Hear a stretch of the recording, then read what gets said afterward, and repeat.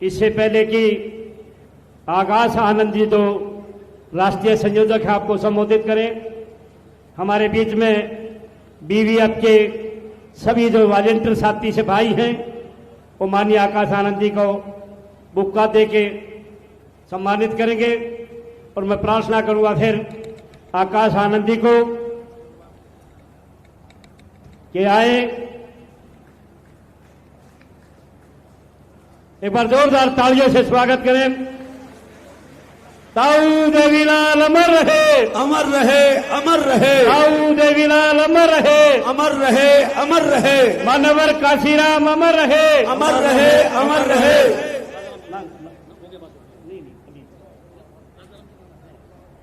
कोई बात मैं नहीं, प्रार्थना करूंगा कोई बात आकाश आनंद जी से जो बीएसपी के राष्ट्रीय संयोजक हैं, हमारे बीच में आए हैं। मैं प्रार्थना करूंगा वे आए और अपनी बात पे रखें।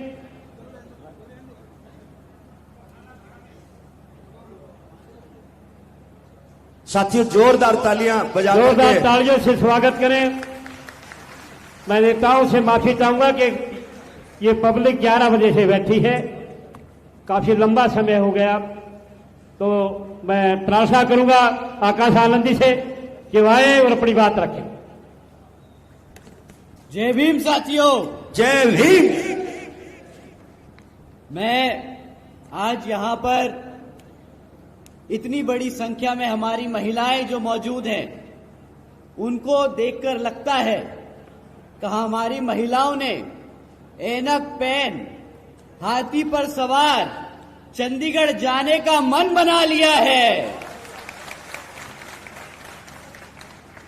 मैं यहां पर मौजूद आज इतनी बड़ी संख्या में हमारी माताएं बहनें, हमारे बड़े बुजुर्ग और यहां आज इतनी बड़ी संख्या में हमारे युवा साथी जिन्होंने अपने दिन में से इतना कीमती समय निकालकर हम सबको सुनने आए, आप सभी का तहे दिल से धन्यवाद करता हूं। और आज की इस विशाल कार्यकर्ता सम्मेलन को सफल बनाने के लिए जो हमारे बसपा और एनएलओ के सभी छोटे बड़े पदाधिकारी एवं नेतागण और हमारे महत्वपूर्ण हमारे मूवमेंट की जान हमारे कार्यकर्ता जिन्होंने इतनी मेहनत कर इसको सफल बनाया, तो आप सभी को भी मैं तहे दिल से धन्यवाद करता हूं। साथियों, यहां हरियाणा में होने वाले विधानसभा आम चुनाव के संबंध में कुछ जरूरी बातें आप लोगों के बीच में रखने से पहले मैं अपने सभी संतों, गुरुओं, महापुरुषों को, जिसमें खासकर महात्मा ज्योतिबा फूले, छत्रपति शाहूजी महाराज, नारायण गुरु, पेरियार रामा स्वामी जी, बाबा साहब डॉक्टर भीमराव अंबेडकर जी एवं मान्यवर साहब श्री काशीराम जी को नमन करता हूं। साथियों, मैं बहुजन समाज पार्टी की राष्ट्रीय अध्यक्ष व उत्तर प्रदेश की 4 बार मुख्यमंत्री व पूर्व सांसद आदरणीय बहन जी के नाम से लोकप्रिय बहन कुमारी मायावती जी को भी तहे दिल से आभार प्रकट करता हूं। साथियों, जिन्होंने अपनी पूरी जिंदगी बामसेफ, DS4 व बीएसपी के जन्मदाता एवं संस्थापक मान्यवर साहब श्री कांशीराम जी के बताए हुए रास्ते पर चलकर परम पूज्य बाबा साहब डॉक्टर भीमराव अंबेडकर जी के मानवतावादी एवं आत्मसम्मान व स्वाभिमान के मूवमेंट के कारवा को अपने आजीवन त्याग, तपस्या व कड़े संघर्ष के जरिए नई राजनीतिक ऊर्जा, शक्ति व पहचान दी है तथा उत्तर प्रदेश जैसे विशाल व महत्वपूर्ण राज्य में 4 बार बहुजन समाज पार्टी के नेतृत्व में सरकार बनाकर खासकर बहुजन समाज के लिए एक ऐसी मिसाल है जिससे प्रेरणा लेकर करोड़ों लोग यहां आज हरियाणा में भी सामाजिक परिवर्तन व आर्थिक तरक्की के मिशनरी कार्य से जुड़े हुए हैं। इतना ही नहीं बल्कि मैं खुद भी उनके इस नेतृत्व से प्रभावित होकर बीएसपी मूवमेंट से जुड़ा हूं और उनके पदचिन्हों पर चलकर इस मिशनरी दायित्व, कर्तव्य व फर्ज को अपनी आखिरी सांस तक निभाने की पूरी कोशिश करता रहूंगा। साथियों, आज हमारे alliance partner Indian National Lokdal के संस्थापक व पूर्व उप प्रधानमंत्री श्री चौधरी देवीलाल जी को भी तहे दिल से नमन करते हैं। साथ ही साथ एनएलओ के राष्ट्रीय अध्यक्ष व श्री ओम प्रकाश चौटाला जी और आज हम सब के बीच में मौजूद एनएलओ के राष्ट्रीय महासचिव और हमारे गठबंधन की ओर से हरियाणा प्रदेश के मुख्यमंत्री के उम्मीदवार श्री अभय सिंह चौटाला जी को तहे दिल से आभार व स्वागत प्रकट करते हैं। साथियों, इससे पहले मैं यहां विधानसभा आम चुनाव के मुद्दे आप लोगों के बीच में रखूं, मैं हाल ही में ऑनरेबल सुप्रीम कोर्ट के सब कास्ट कैटेगराइजेशन के जजमेंट के ऊपर आप लोगों से 2 मिनट बात करना चाहूंगा, जिसके संबंध में आदरणीय बहन कुमारी मायावती जी ने भी अभी कुछ ही दिन पहले प्रेस कॉन्फ्रेंस कर हम सबको उसके बारे में अवगत कराने का काम किया था। साथियों, ये जो सब कास्ट कैटेगराइजेशन का जजमेंट अभी पास हुआ है सुप्रीम कोर्ट जी से, तो इसका मतलब क्या है मैं आपको मूल्य में बताता हूं। साथियों, ये जो ऑर्डर पास हुआ है इसके तहत राज्य की सरकारों को पूरी ताकत दे दी गई है, जिसके तहत वो SC/ST कास्ट के अंदर जो रिजर्वेशन की सुविधा है उसको अपनी मन मर्जी से किसी भी जाति को निकालकर हटा सकती है और किसी भी जाति को उस SC/ST में रिजर्वेशन देने की ताकत रखती है। साथियों, जो ये रिजर्वेशन का मुद्दा है, ये बाबा साहब ने सिर्फ और सिर्फ हमारे राष्ट्रपति जी को और पार्लियामेंट को, हमारी पार्लियामेंट को छेड़खानी का दिया था। ताकत सिर्फ उन्हीं के पास थी कि इस सूची में किसको रिजर्वेशन दिया जाए और किसको ना दिया जाए, वो सिर्फ और सिर्फ पार्लियामेंट और राष्ट्रपति जी के पास था। परंतु ये जजमेंट के तहत ये अब ताकत उठाकर राज्य की सरकारों को दे दी गई है। अब इससे आपका क्या नुकसान है साथियों? इससे हमारे SC/ST भाइयों का ये नुकसान है कि अब राज्य की सरकारें अपने मन मुताबिक हमारे बीच में मनमुटाव पैदा करने के लिए एक जाति को रिजर्वेशन की फैसिलिटी देगी और दूसरी से छीन लेगी। साथियों, ये राजनीतिक टूल बन जाएगा, ये वोट बैंक का टूल बन जाएगा, ना कि जिस शिद्दत से, जिस कारण से ये रिजर्वेशन की फैसिलिटी दिलाई गई थी हमारे समाज को, ये उससे हटकर आज एक राजनीतिक टूल बनकर रह जाएगा। और साथियों, जैसा कि आदरणीय बहन जी ने कहा है कि ये समय के साथ हमारे सभी SC/ST जातियों को हटाकर आम जातियों में बांटने का काम करेंगे। तो साथियों, आपसे दरखास्त है कि इस मुद्दे पर आप लोग अपने समाज में, अपने घर गांव में जाकर बात करें और इसका, जैसा कि बहन जी ने खंडन किया है, आप लोग भी बड़े पैमाने पर खंडन करें। आप लोगों से दरख्वास्त है, जिस तरीके से अंग्रेजों ने भारत को बांटा था, उसी तरीके से ये कांग्रेस और भाजपा की सरकारें हमारे SC/ST समाज को बांटने का काम करेंगी। इसके जरिए साथियों, ये लोग जो अपने आप को संविधान के रक्षक बताते हैं, उन्हीं के वकीलों ने सुप्रीम कोर्ट के सामने खड़े होकर इस पे हामी भरी थी। साथियों, यही है आपके असली गुनहगार, यही है आपके दुश्मन जो आपको अंदर से खोखला करने की कोशिश कर रहे हैं। तो साथियों, आपसे दरखास्त है कि इसका खंडन करें, इसके चक्कर में ना पड़ें। और जैसे आदरणीय बहन कुमारी मायावती जी ने कहा है कि इससे हमारे समाज को बांटने का काम किया जाएगा। SC/ST एक समाज है, कोई हजारों जातियां नहीं, हम सब एक हैं, तो रिजर्वेशन भी एक है हमारा। अब साथियों, हरियाणा प्रदेश की बात करते हैं तो पिछले 10 साल से यहां हरियाणा में भाजपा की सरकार चल रही है और अब जब आम चुनाव हमारे सर पर है तो फिर से आपके बीच में आकर ये भाजपा के लोग आपसे आपका वोट मांगने का काम करेंगे। परंतु साथियों, इस बारी आप लोगों को वोट डालने से पहले आपको इनसे कुछ जरूरी मुद्दों पे सवाल करने होंगे। साथियों, मैं आपसे जाति और धर्म के आधार पर सवाल करने को नहीं कहूंगा। मैं आपसे कहूंगा कि आप शिक्षा पे सवाल करें, रोजगार पे सवाल करें और यहाँ पे आसमान छूती हुई महंगाई पे सवाल करें। ये 3 ऐसी चीजें हैं जो हमारे घर को, हमारे आने वाले भविष्य को इम्पैक्ट करती हैं। साथियों, शिक्षा के नाम पर जब आपको सवाल करना है तो इनके 10 साल का रिकॉर्ड आज ये कहता है कि पिछले 10 सालों में सरकार ने यहाँ पर 5,000 से ज्यादा प्राइमरी स्कूल्स को बंद करने का काम किया है। एक तरफ हमारे बच्चों की पढ़ने की संख्या बढ़ रही है और दूसरी तरफ इन्होंने हमारे प्राइमरी स्कूल्स बंद करने का काम किया है। साथियों, इतना ही नहीं बल्कि यहाँ पर हरियाणा में 2,200 सीनियर स्कूल हैं, सीनियर सेकेंडरी स्कूल है। आज उनमें हजारों स्कूलों में से ज्यादा प्रिंसिपल तक नहीं है। अब साथियों, आप बताइए कि एक तरफ जहां बच्चों के स्कूल बंद करे जा रहे हैं और बचे कुछ स्कूलों में जहां पर बच्चे पढ़ने जाते हैं वहां पे पढ़ाने के लिए शिक्षक नहीं है, तो अब आप ही बताइए क्या ये आपके भविष्य से खिलवाड़ है कि नहीं। अब आप ही बताइए, अगर आपका बच्चा अगर पढ़ेगा नहीं तो क्या अपने पैरों पर कभी खड़ा हो पाएगा कि नहीं। बताइए, हमारी माताएं बैठी हैं, खड़ा हो पाएगा कि नहीं। जब अपने पैरों पर नहीं खड़ा हो पाएगा तो क्या करेगा, गुलामी ही करनी पड़ेगी ना इन सत्ताधारी लोगों की।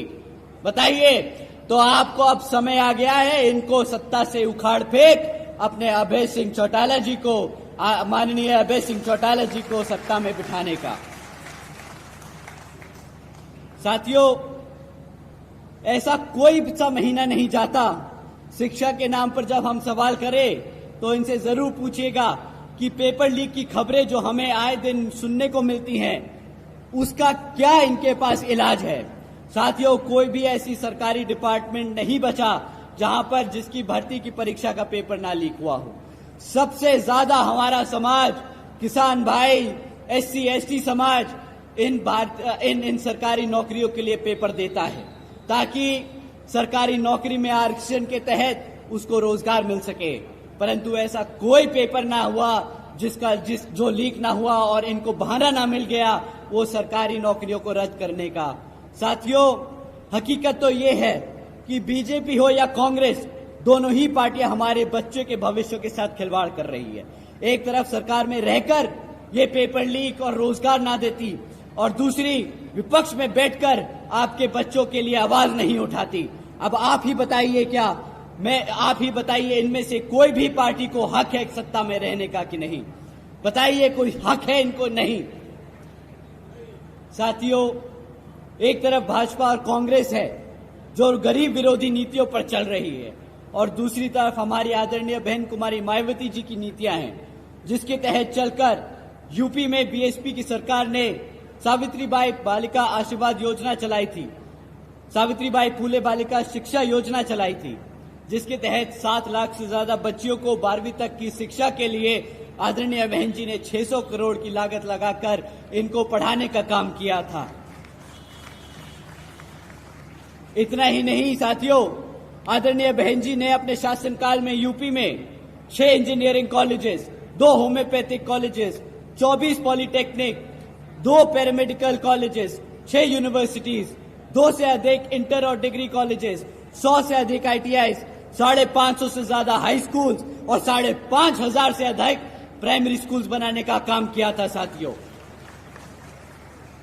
और अभी इतिहास में पहली बार हमारे सरकारी स्कूल्स, हॉस्टल्स और कॉलेजेस में हमारे सभी OBC, गरीब और वंचित समाज के बच्चों के लिए 27% आरक्षण के इंतजाम किया था साथियों। भारत में पहली बार ऐसा हुआ था। तो साथियों, ये लिस्ट इतनी लंबी है कि अगर मैं आपको पूरी लिस्ट सुनाने बैठूं तो मेरा गला सूख जाएगा और समय खत्म हो जाएगा, परंतु वो लिस्ट खत्म नहीं होगी। इसी तरह मुझे पूरा विश्वास है, बहन जी को पूरा विश्वास है कि जब आप आदरणीय अभय सिंह चौटाला जी को मुख्यमंत्री बनाकर चंडीगढ़ की गद्दी पे बिठाएंगे तो उसी तरह उतनी मेहनत से आपके बच्चों के लिए स्कूल्स और कॉलेजेस खोलेंगे। साथियों, आज यहां पर रोजगार के नाम पर पिछले 10 सालों में इतना बड़ा मजाक हुआ है कि आज यहां 40% युवा बेरोजगार घूम रहा है। हमारा हरियाणा का 40% युवा बेरोजगार घूम रहा है।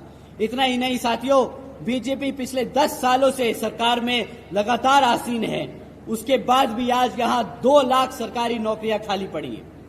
एक तरफ लेकर कुल मिलाकर एक तरफ 40% युवा रोजगार मांगता है और दूसरी तरफ सरकार के पास 2 लाख सरकारी पद खाली पड़े हैं।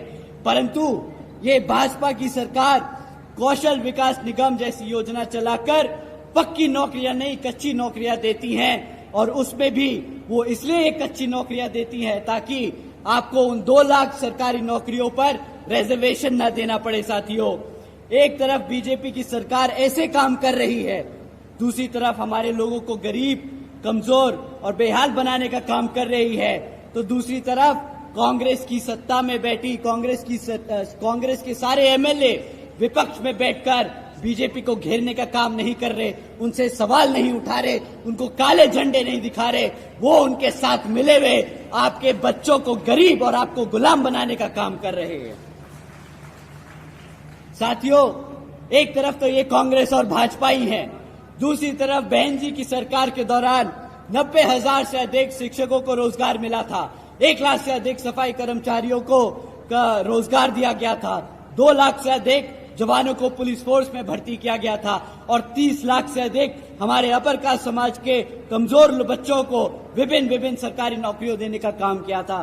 साथियों, ये सिर्फ 5 साल का काम है, ये सिर्फ 5 साल का काम है। एक तरफ भाजपा 10 साल से राज कर रही थी, उससे पहले कांग्रेस 10 साल से राज कर रही थी, और आज भी 40% युवा बेरोजगार है। तो बताइए, इनकी मंशा पे आपको शक होता है कि नहीं? लगता है कि ये लोगों ने गद्दारी करी है कि नहीं? साथियों, इतना ही नहीं, बहन जी के शासनकाल में सरकार के दौरान कृषि और एवं संबंधित कार्यों में मिनिमम वेज जिसको भी 55 रुपए से बढ़ाकर 100 रुपए कर दिया गया था प्रतिदिन। इतना ही नहीं, क्रीमी लेयर की वार्षिक आय को भी 3 लाख रुपए से बढ़ाकर 5 लाख रुपए करा था। और यहां पर हमारे किसान भाई बैठे हैं, उनको जानकर हैरानी होगी, रातों रात आदरणीय बहन जी ने गन्ना के दाम दुगने कर दिए थे। जिस तरीके से यहां पर आदरणीय अभय जी सरकार में आकर आपके लिए करेंगे। साथियों, बहन जी के गवर्नेंस मॉडल के तहत चलकर ही बसपा की सरकार ने प्रदेश के सभी समाज के लोगों को अपने पैरों पर खड़ा कर उनको स्वाभिमान से जीने का अधिकार दिलाया। और अब साथियों, अगर हम महंगाई की बात करें, अगर महंगाई की बात करें तो महंगाई भी आसमान छू रही है। एक समय था जब ये भाजपा के लोग सड़क पर से गैस का सिलेंडर लिए घूमते थे, बोलते थे 400 रुपए का गैस सिलेंडर बहुत महंगा है, और आज आप गैस का सिलेंडर का दाम पता करा लीजिए। साथियों, आज गैस का सिलेंडर 1000 रुपया पार कर चुका है। अब इनको गैस का सिलेंडर याद नहीं आता, अब इनको स्टारबक्स में कॉफी पीनी है, अब इन्हें पिज्जा हट में पिज्जा खाना दिख रहा है, पर इनको गैस का सिलेंडर हमारी माताओं बहनों का नहीं दिखता महंगा। साथियों, जब महंगाई को नजरअंदाज कराना हो तो ये आपको बोलते हैं मुफ्त में राशन ले लो, बड़े गर्व से बोलते हैं कि 80 करोड़ जनता को हमने मुफ्त में राशन दिया। इनसे कोई पूछे कि अगर मुफ्त में राशन दिया है तो उसकी लागत क्या है? मुफ्त में राशन मिलने की लागत साथियों, आपको 1000 रुपये का राशन नहीं मिलता, साल का 12,000 रुपये से राशन से ज्यादा का राशन नहीं मिला आपको। पर अगर आपके घर में हर एक बच्चे को एक एक नौकरी भी मिल जाती तो वो साल का 2.5 लाख कमाकर आपके झोली में भरता। इन्होंने आपको 2.5 लाख का चूना लगाया 12,000 देकर, महंगाई से भटकाया और ये अनाज देकर। तो साथियों, ऐसी स्कीमों से आपको गुलाम बनाने का काम किया जा रहा है, आपको बच्चों को रोजगार देकर अपने पैरों पर खड़ा नहीं। साथियों, अगर यहां पर आप एनएलओ और बसपा की सरकार को बनाएंगे तो जिस तरीके से यूपी में बहन जी ने लोगों को रोजगार देने का काम किया, उससे दुगनी तेजी से यहां पर श्री अभय सिंह चौटाला जी आपके बच्चों को रोजगार देने का काम करेंगे। साथियों, इन्हीं कुछ जरूरी बातों के साथ ही अब आप सभी लोगों से मेरी व खासकर आदरणीय बहन कुमारी मायावती जी की भी ये विशेष अपील है कि इस विधानसभा आम चुनाव में आप सभी लोग हर मोर्चे पर सावधान रहें। आपका वोट बहुत कीमती है, आपका वोट कोई खरीद ना पाए, आपका वोट कोई लूट ना पाए, आपका वोट कोई पढ़ने से रह ना जाए। साथियों, जाति बिरादरी, धन बल, मंदिर मस्जिद या किसी भी भावना आदि के नाम पर कोई स्वार्थी अपने जाल में फंसाकर आपके वोट का दुरुपयोग ना कर ले, क्योंकि साथियों, देश के हर एक महिला पुरुष वे युवा को वोट डालने का अधिकार यहाँ परम पूज्य बाबा साहब डॉक्टर भीमराव अंबेडकर जी के अति महत्वपूर्ण देन है। मैं आप सभी से एक बार फिर से खास अपील करता हूं कि आप लोग यहाँ अपने अपने क्षेत्रों में जहां बसपा और एनएलओ के विधानसभा उम्मीदवार चुनाव लड़ रहे हैं, तो आप उन लोगों को वोटिंग मशीन पर बसपा का हाथी चुनाव चिन्ह और एनएलओ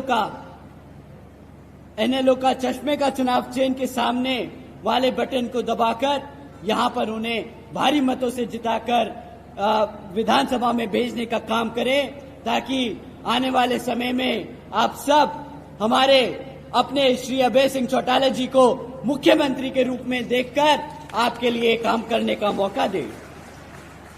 अब अंत में मैं अपनी बात यहाँ खत्म करने से पहले अपनी सारी माताएं बहनें, सारे बड़े बुजुर्ग, हमारे सभी युवा साथी, हमारे सभी प्रेस के, हमारे मेहनतकश गीतकार, हमारे सभी कार्यकर्ता और नेतागण, आप सभी का मैं तहे दिल से धन्यवाद करता हूं और आपसे विनती करता हूं कि अब हमारे मुख्य अतिथि श्री अभय सिंह चौटाला जी की आप बात सारी ध्यान से सुने। वो आपको आकर बताएंगे कि किस तरह आपके लिए यहाँ पे काम किया जाएगा। तो एक बार जोरदार तालियां हमारे श्री अभय सिंह चौटाला जी के लिए। बहुत बहुत धन्यवाद माननीय आकाश आनंदी का। अब मैं प्रार्थना करूंगा बहुत जुझारू, कर्मठ, संघर्षशील और प्रदेश में अपनी बात के धनी के नाम से मशहूर किसानों की आवाज, युवा दिलों की धड़कन चौधरी अभय सिंह चौटाला से मैं प्रार्थना करूंगा कि आए और अपना संदेश आपको दें।